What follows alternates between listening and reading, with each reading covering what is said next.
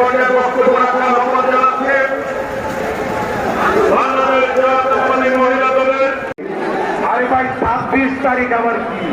সেই 26 তারিখ তো আমাদের ছাত্র দলই যথেষ্ট, আমাদের অন্য অন্য সংগঠন এবং মূল দল বিএনপি তো দূরের কথা।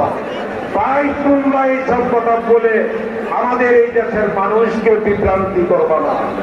আমরা এখনো তোমাদেরকে ছাড় দিয়েছি, এরকম মুক্তি করলে এই বাংলাদেশের মাটিতে তোমাদের এই পেশাটাকেও কোনো প্রাণ হবে না।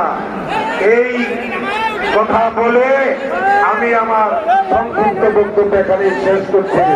বাংলাদেশ জিন্দাবাদ, শহীদ প্রেসিডেন্ট জিয়াউর রহমান জিন্দাবাদ, খালেদা জিয়া জিন্দাবাদ, আগামী রাষ্ট্রনায়ক দেশ নায়ক তারেক রহমান জিন্দাবাদ জিন্দাবাদ। সকল জিন্দাবাদ।